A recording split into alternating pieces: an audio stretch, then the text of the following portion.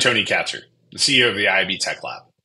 We've teamed up with Marketecture to celebrate the Tech Lab's 10th anniversary by highlighting some of its most impactful work and the dedicated members who make it all possible. Please join us in celebrating our 10th anniversary at Tech Lab Summit on June 11th and 12th in New York City, where we will be discussing the future of these standards and more topics, including artificial intelligence, the future of privacy, connected television, cross-environment measurement, and so much more. We hope you enjoy this series and look forward to the next 10 years. Welcome to Marketecture, where you can get smart fast with in-depth interviews of leading technology vendors. This is one in a series of interviews conducted in partnership with the IAB Tech Lab to celebrate the organization's 10-year anniversary. In these interviews, we learn about the history and impact of some of the Tech Lab's most impactful work. I'm Ari Paparo, and I'm here today with Joe Ranzenbach. Joe is an independent product and strategy consultant, and he is a former product lead at IAS, Integral Ad Science. And today we're discussing the OMSDK.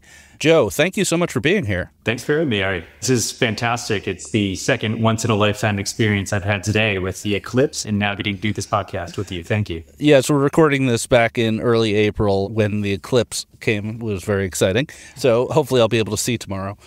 So I'm excited about this one because this is probably the standard I know the least about. What does OM stand for? Let's just start there. Sure. Yeah, it's open measurement. Open measurement. So like in simple terms, open measurement standardized the way that the data required to calculate things like ad viewability is collected. So right. If you think like web environments, it's typically not a challenge since any vendor's tag can show up and run with the creative and execute JavaScript, collect the information they needed. But back in 2016, kind of going forward for mobile app environments, that wasn't the case. Verification vendors were building their own SDKs to collect data from the native layer of the app, create a place for the tag to execute, and then pass that data on for measurement. Okay, yeah. So let's go into that a little bit, the before times.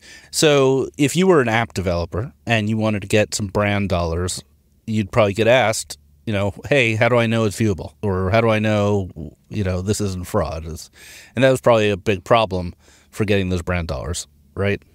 Yeah, I mean, for web environments in particular, being able to validate that an ad had an opportunity to be seen by a human being, meaning like 50% or more of the pixels loaded on the screen, it was on screen for a certain amount of time.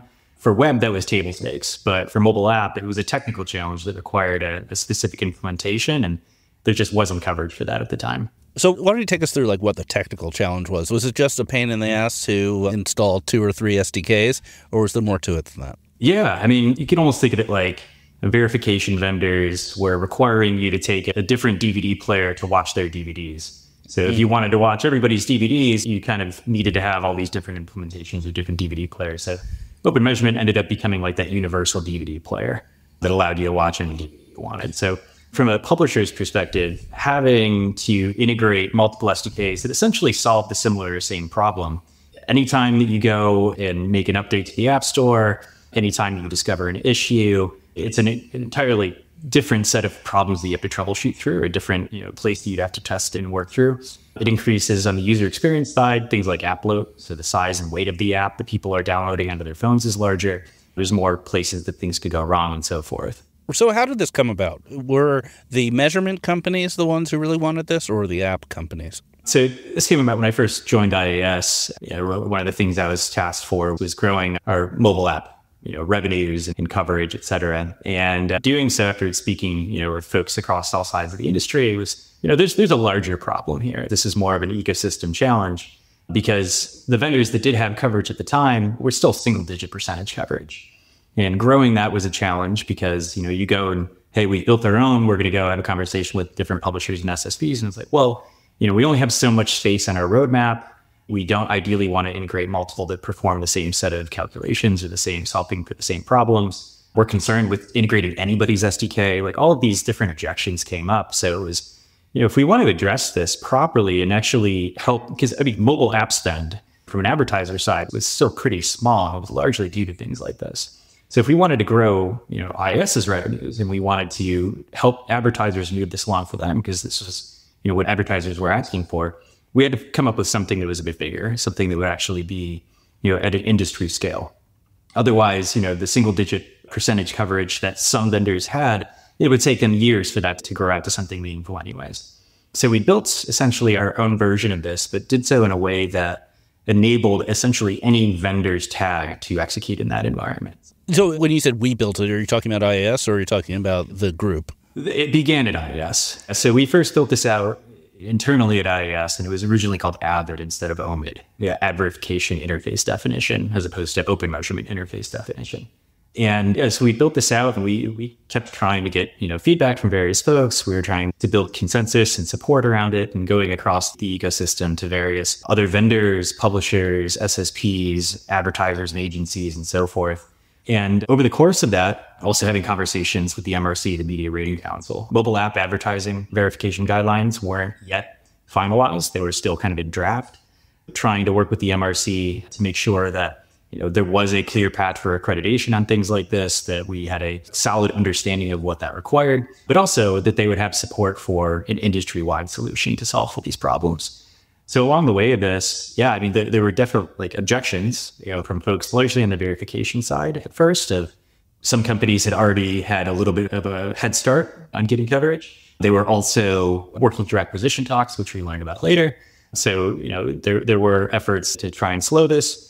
But we ended up starting this off as a task force with the IAB Tech Lab. That task force ended up disbanding due to some pushback. And then we were able to basically go and put out a press release saying that we were going to move forward. And we had a number of folks that were on board, including Google at the time. The IAB Tech Lab came back and all right, there's a fair amount of support for this. Let's work together. And we brought that in, and that became part of the IAB Tech Lab at that point, basically transitioned governance of it. And we set up 2 groups within there. So there's the general working group, and then we had a commit group, which made this a little bit different from how many of the other industry standards in ad tech had come about. This was largely because there's actual development costs required for this, and we were actually handing over technology that we had built, and other teams were at other companies were doing the same and bringing in what they previously built as proprietary, bringing this forward and saying, let's work together on a single solution. Right. The commit group is like a maintainer group, right? Exactly. Can you explain a little bit technically how this works? So you said there's an SDK. I assume the SDK itself is open source and people can download it and install it. How does the tag actually work from the verification provider? So if I have a campaign and I need it to be verified, how does that actually work? So you'd run the tag with your creative on the advertising side. When that tag shows up in the environment on the app side, where open measurement, the SDK, is integrated, there's a JavaScript execution framework that's basically spun up. So think of it as a web view that's created. This tag is injected into that web view where it can execute, and an API is exposed from the native layer to that JavaScript layer, passing through signals that are collected on the native layer. So part of the certification process to make sure that somebody's certified and this goes through the IAB Tech Lab, somebody's properly implemented the SDK, is making sure that those signals are coming through across a variety of different ad creatives and ad types. So signals are collected natively. They pass through an API to the JavaScript layer where the tag is able to execute, collect those signals, and pass it back to its own servers, where then the measurement vendor that is running that tag is able to process, make sense of, and kind of put their own special sauce into place. So is that still the case that the IAB Tech Lab reviews each implementation and approves them? So there's a certification process for that. I'm sure that not everybody that's implemented has gone through that certification process. However, I'm told that there's about 150 companies that have gone through that at this point.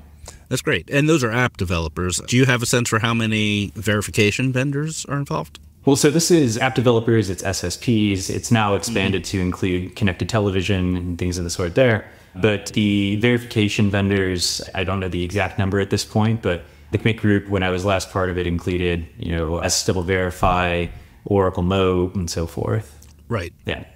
So it sounds like it was a little bit tumultuous getting this thing going. You said there's some pushbacks and people didn't really like it. Do you want to give us a little more color? First of all, do you want to give shout outs to people who were very helpful? You weren't the only one involved, right?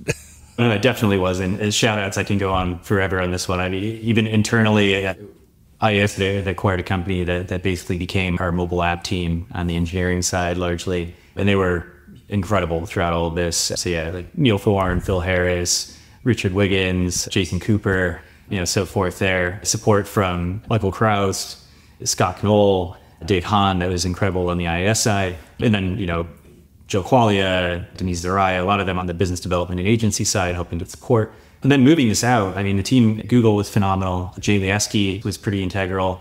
Wow. Yeah, I could go on. So Google, what was Google's interest here? It was that because Google doesn't run its own verification business, they just sort of include it in their ad network. So was that it, that they would just get more telemetry? Yeah, so it's, a lot of the coverage that they had at the time was within the Google ecosystem. Even taking a step back here, a big thing that had to be done carefully and thoughtfully throughout the way was managing incentives. And this wasn't, Shay was saying absolutely huge in all of this, by the way, on the IAB side. He's like the godfather of this there. But managing of incentives was a really important thing because everybody had their own slightly different incentives for why to participate in a specific way, whether or not it was the right time to participate and so forth.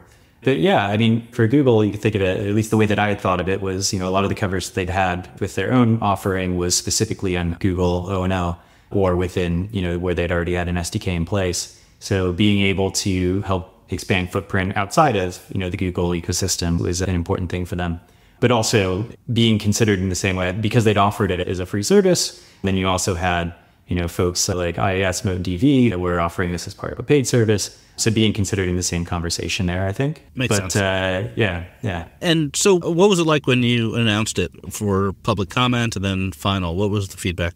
Yeah, I mean, the feedback has largely been positive. There were questions around who was going to be the first implementations, who, what success would look like there. And I mean, that's a whole other part of the discussion. But I think that, it was pretty supportive of, hey, these are recognized issues or challenges that already exist.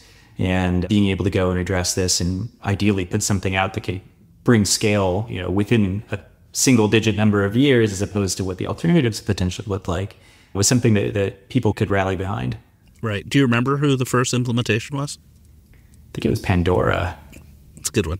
You need those brand dollars. A lot of the mobile in-app companies just aren't even going for brand dollars. That's just gaming ads.